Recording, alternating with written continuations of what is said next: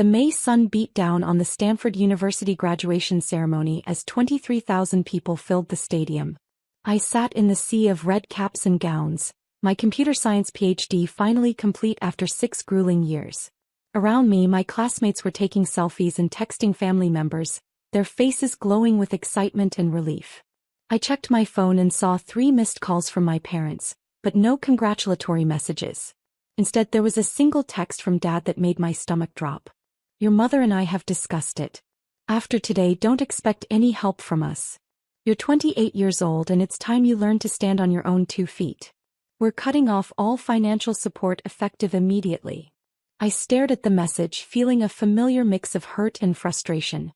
Even on my graduation day, a day that should have been about celebrating my achievements, Dad was finding a way to remind me that I was a disappointment. The truth was, I hadn't asked for their help in over 4 years. I'd been supporting myself through graduate school with research assistantships, teaching positions, and what Dad dismissively called my computer hobby. But in his mind, I was still the irresponsible child who needed constant reminders about financial reality. "Alex, you okay?" whispered Jessica, the friend sitting next to me. "You look like you just got bad news." I showed her the text. Her jaw dropped. "On your graduation day? Seriously? What kind of parent?" "The kind who thinks I'm wasting my life," I said quietly. According to Dad, getting a PhD in computer science was just an excuse to avoid getting a real job for 6 more years. Jessica shook her head in disbelief. Around us, families were cheering and taking photos as graduates walked across the stage. I could see other parents in the stands, beaming with pride as their children received their diplomas. My parents were somewhere in the crowd too, but apparently more concerned with teaching me life lessons than celebrating my accomplishment. My phone buzzed with another text, this time from Mom. "Your father is right, Alexandra. It's time to grow up and face the real world. We won't be bailing you out anymore." Bailing me out? I hadn't asked them for money since my sophomore year of undergrad. In fact, I'd been sending them money recently. Small amounts when I knew they were struggling with bills, always disguised as gifts or loans I insisted they didn't need to repay. "Dr. Alexandra Bennett," called the announcer, and I realized it was finally my turn to cross the stage. I walked across the platform in a daze, shook hands with the dean and accepted my diploma.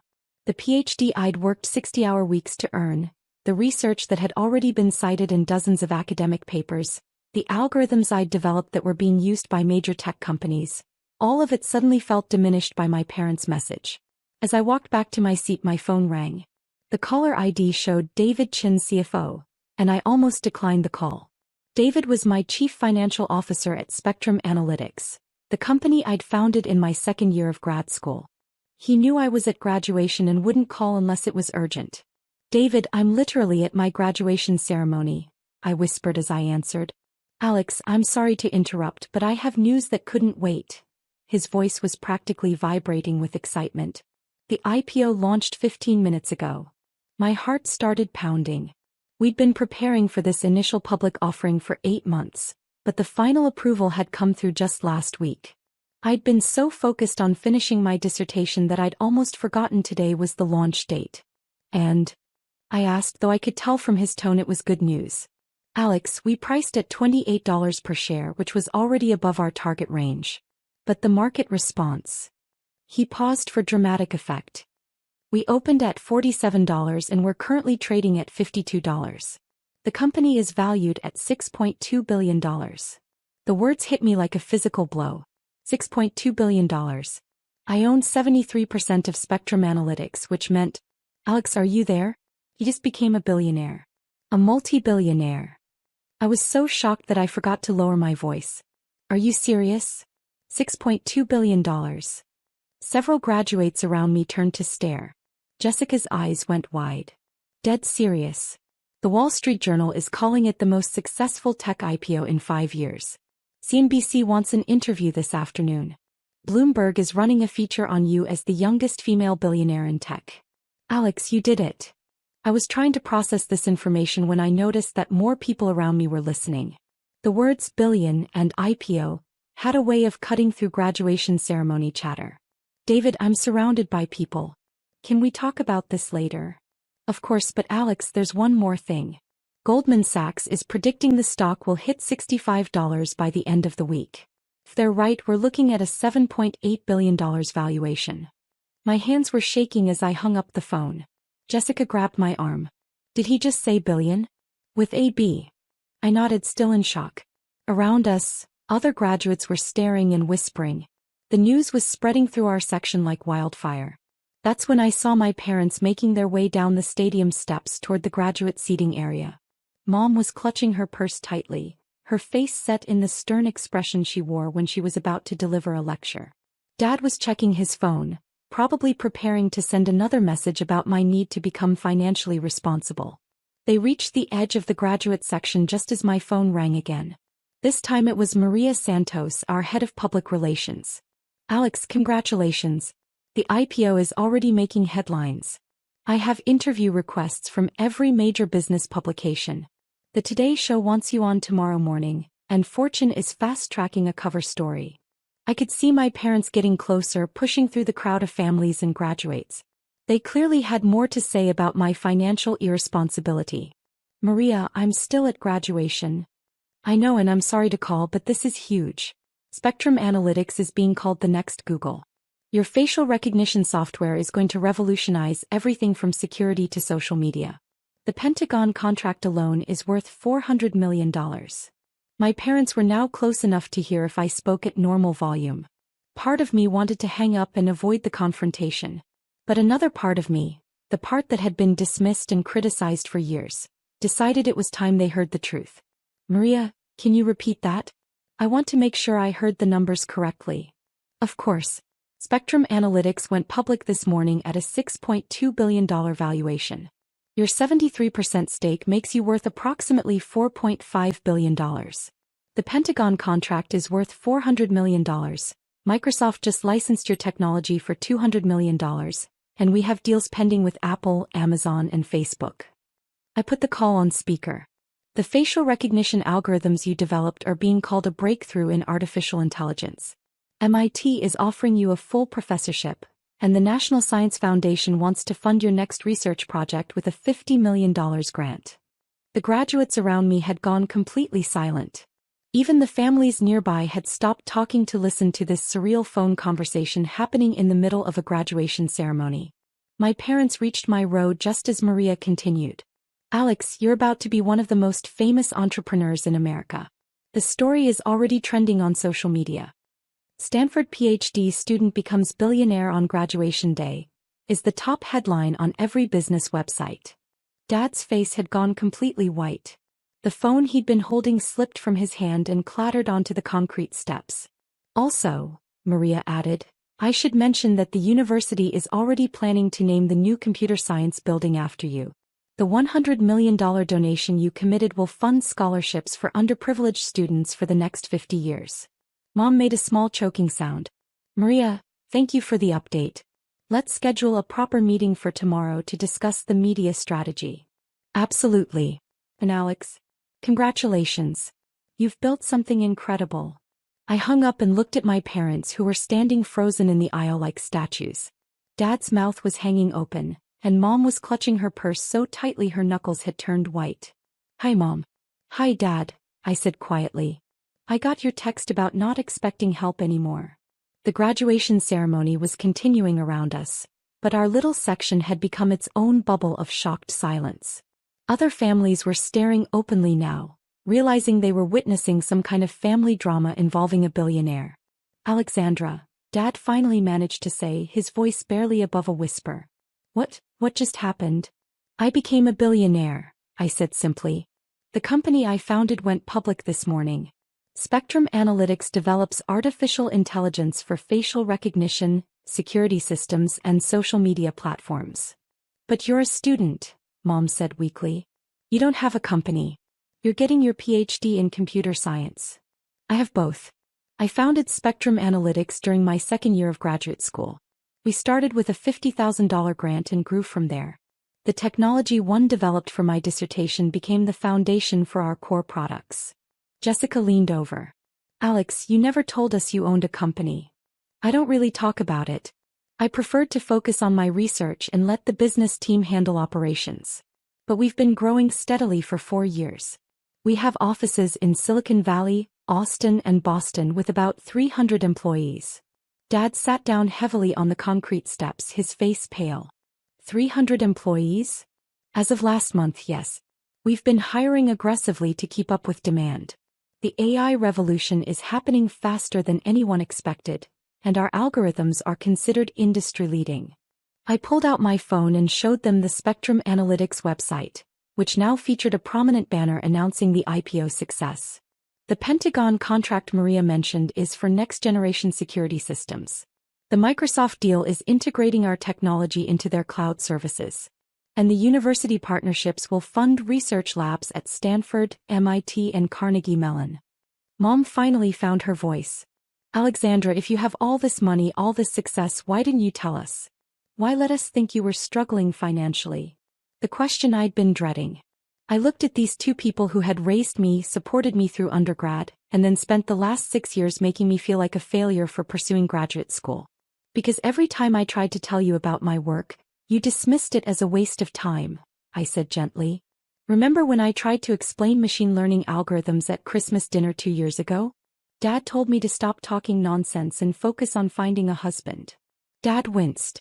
Or when I mentioned that my research was getting attention from tech companies, and Mom said I was living in a fantasy world and needed to prepare for the real job market? Mom's eyes filled with tears. I stopped trying to share my successes because you'd already decided I was irresponsible and unrealistic. It was easier to let you believe what you wanted to believe than to constantly defend myself. A graduate sitting behind us tapped my shoulder. Excuse me, are you really worth $4.5 billion? I nodded. As of about 20 minutes ago, yes. Dude, you're famous. Your IPO is all over Twitter. They're calling you the youngest self-made female billionaire in tech history. More people were pulling out their phones, probably Googling my name and finding the news articles that were apparently already being published. I could see the exact moment when strangers realized they were sitting next to someone who had just made financial history. But all I cared about was the two people standing in front of me, looking like their entire worldview had just been shattered. Dad, I said, you texted me this morning saying I need to learn to stand on my own 2 feet. I've been standing on my own feet for 4 years. I've been running a company, managing employees, securing contracts with the biggest tech companies in the world, and conducting research that's advancing the field of artificial intelligence. I stood up, my graduation gown billowing around me. You said I was wasting my time getting a PhD instead of getting a real job. This PhD isn't just a degree. It's the foundation of technology that's going to change how computers understand and interact with the world. The research I've been doing isn't theoretical anymore. It's being implemented by companies with billions of users. The ceremony was still ongoing, but more people in our section were openly listening to our conversation now. Some were recording with their phones, probably planning to post about witnessing this moment on social media. But most importantly, I continued, you told me not to expect help from you anymore. That's fine because I haven't needed help in years. In fact, I've been helping you. I pulled up my banking app and showed them a series of transactions going back 2 years.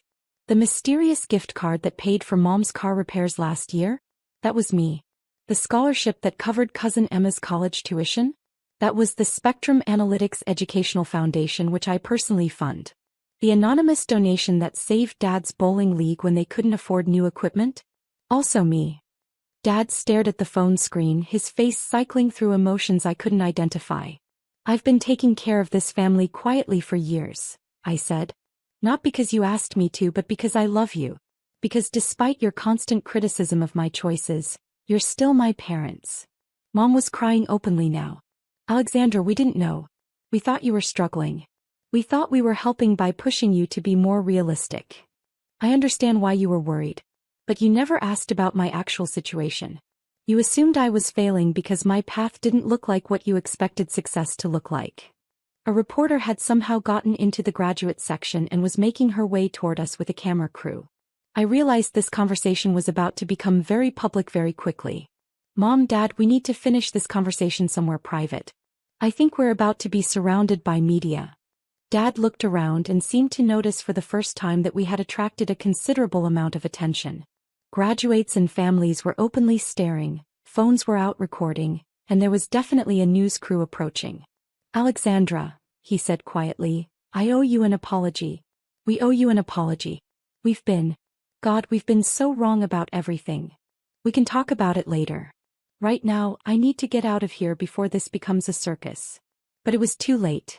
The reporter reached us just as security started trying to clear a path. Alexandra Bennett? I'm Jennifer Walsh from CNBC. Congratulations on the IPO success. Can you tell us how it feels to become a billionaire on your graduation day? Cameras were rolling, phones were recording, and my parents were standing there looking completely overwhelmed by the sudden media attention. It feels surreal, I said honestly. 6 years ago I came to Stanford to pursue research in artificial intelligence. I never expected it would lead to this level of commercial success. What's next for Spectrum Analytics? We're focused on continuing our research partnerships with universities and expanding our work in ethical AI development. The goal has always been to create technology that benefits society, not just generate profits. And what about your parents? They must be proud of your success. I looked at Mom and Dad, who were still processing everything that had happened in the last 30 minutes. My parents have always supported my education, even when they didn't understand my career path. I'm grateful for the foundation they gave me. It was a diplomatic answer that protected their dignity while acknowledging the complicated truth of our relationship. The reporter asked a few more questions, but security was already moving us toward a private area where families could congratulate graduates without media interference. As we walked away from the cameras, Dad finally spoke. Alexandra, I need you to know that I'm proud of you. I'm so proud I don't even have words for it. And I'm ashamed of myself for not seeing what you were building. Dad. No, let me say this. I thought I was protecting you by pushing you toward what I saw as stability. But you were already building something more stable than anything I ever imagined. You were building the future. We reached a quiet area under some trees, away from the crowds and cameras. I'm sorry, he continued. I'm sorry for the text this morning. I'm sorry for years of making you feel like your dreams weren't valid. I'm sorry for not trusting you to know what was best for your own life. Mom stepped forward and hugged me tightly. We're so proud of you, sweetheart. And we're so sorry we made you feel like you had to hide your success from us. You didn't have to hide it, I said. I chose to because I wanted to focus on the work rather than the money. But I should have tried harder to help you understand what I was doing. What you were doing was changing the world, Dad said. And we were too busy worrying about conventional success to see it. My phone buzzed with another call from David. The financial world was apparently moving fast today. I should take this, I said. David, what's the update? Alex, we just crossed $7 billion in market cap. And there's something else. Goldman Sachs wants to discuss a secondary offering that could value the company at $10 billion within 6 months. I looked at my parents, who were listening with expressions of wonder and disbelief. Also, David continued, the White House just called. They want to discuss your joining a presidential advisory committee on artificial intelligence and national competitiveness. The White House. I repeated. The president personally requested you for the committee. Apparently, your work is considered essential to maintaining America's technological leadership. I hung up and turned to my parents, who looked like they were having trouble processing any more shocking news. So, I said with a smile, I guess I should update my resume. Dad laughed, for the first time since he'd arrived at graduation. I think your resume is probably fine, he said. But Alexandra, I want you to know that whether you were worth $4 or $4 billion, you're still my daughter and I love you. I love you too, Dad. Both of you. And despite what happened this morning, I'm glad you're here for my graduation. We wouldn't have missed it for the world, Mom said. Even if we didn't understand how significant today really was. As we walked back toward the graduation ceremony, which was still ongoing, I realized that becoming a billionaire wasn't the most important thing that had happened today. The most important thing was that my parents finally understood who I really was, and that despite years of misunderstandings, our family was still intact. My phone buzzed with a text from Jessica. Your IPO is the top trending topic on Twitter. Also, can I get your autograph? I want to tell people I graduated with a billionaire. I laughed and showed the text to my parents. I guess our daughter is famous now, Mom said. She always was, Dad replied. We just didn't know it yet. That evening, as I sat in my small apartment, which I'd probably be moving out of soon, I reflected on how much my life had changed in a single day. I'd graduated with my PhD, become a billionaire, gained international recognition, and most importantly, reconnected with my parents in a meaningful way.